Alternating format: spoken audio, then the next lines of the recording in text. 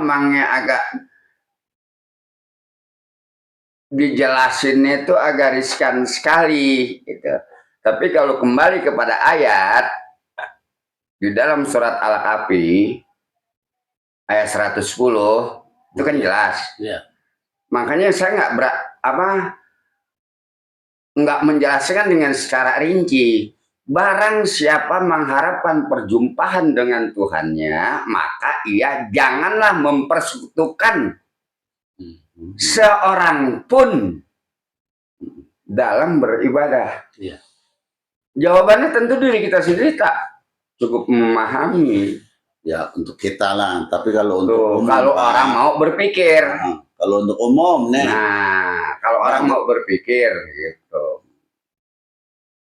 Janganlah kamu mempersekutukan seorang pun dalam beribadah kepada Tuhannya. Kan lu sering gitu.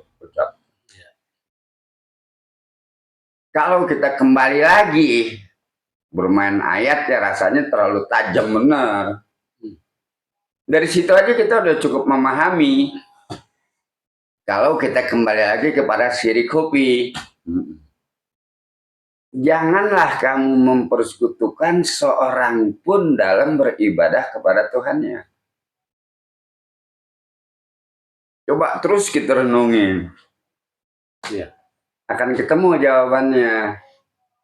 Mana bisa manusia itu sampai kepada Tuhannya selama syirik itu masih bersarang pada alam pemikiran kita, konon lagi pada hati kita.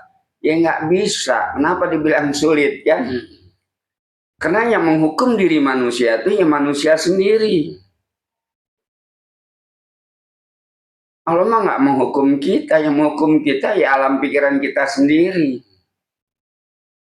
Contohnya begini bang, wah mana mungkin kita bisa. Ya. Kan menghukum kita sendiri, kalau Allah mau memberikan, siapa yang mau jadi penghalang? Kan? Yang menghalangi kan kita sendiri. Ya. Lalu kadang kita sholat secara umum dah umpamanya. Oh gue udah sholat ini secara pengakuan, gue udah ngaji, udah segala macam lah secara pengajian ya dia jalanin. Lalu dengan secara tidak langsung dalam hatinya dia itu berkata, gue sih nggak bakalan masuk neraka lah istilahnya. Gue udah ngaji, gue udah pokoknya segala macam lah yang secara ibadah yang disebut umum itu dia jalanin. Apakah dia bisa diterima dalam seluruh ibadahnya itu kepada Tuhan? Iya, kalau diterima atau tidaknya sebenarnya begini bang, kalau kita ambil kesimpulannya, ya memangnya sulit. Iya, makanya ini yang kita katakan. Memangnya sulit, karena sholat itu kan dua versi, sifat umum, sifat khusus. Ada keinginan kita, ada keinginan Allah, beda. Kalau keinginan kita sebagaimana apa yang kita lakuin adalah sebagai kewajiban.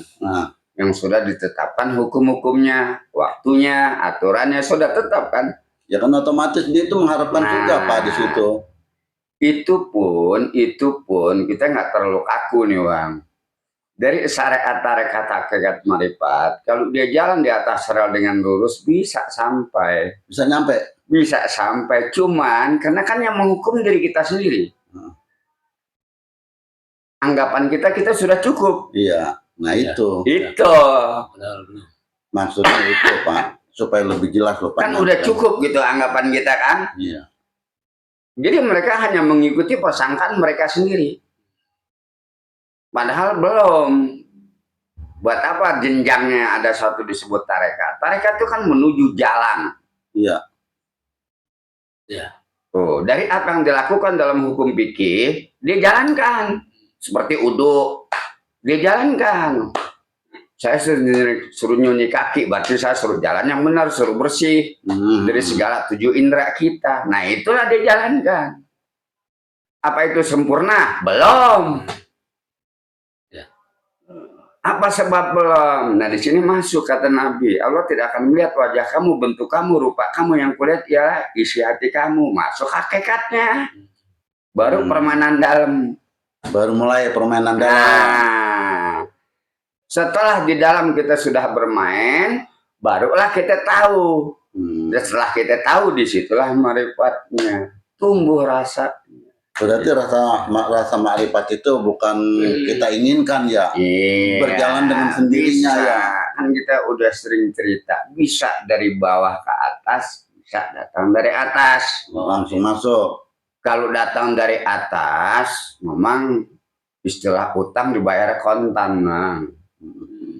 Itu orang yang udah terjepit, orang udah buntu, orang udah nggak punya pegangan apa lagi, kebodohan semuanya udah habis, hanya satu.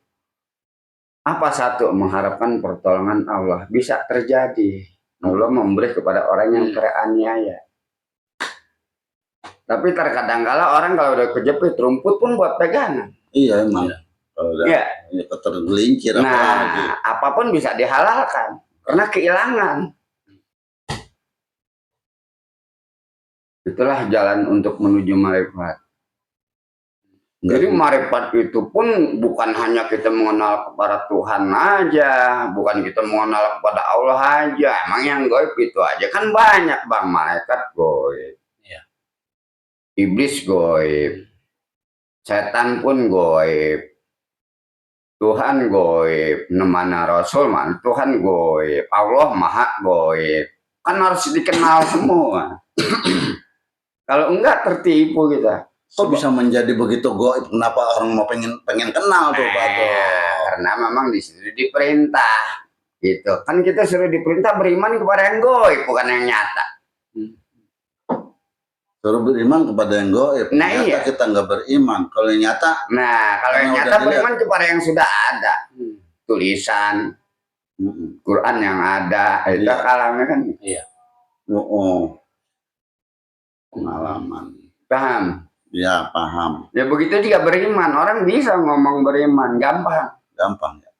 Terus gampangnya? Bisa jadi patuh, taat kepada Allah, taat kepada aturan-aturan yang ada, dia jalanin. Apa sudah beriman? Belum. Mereka baru patuh dan taat.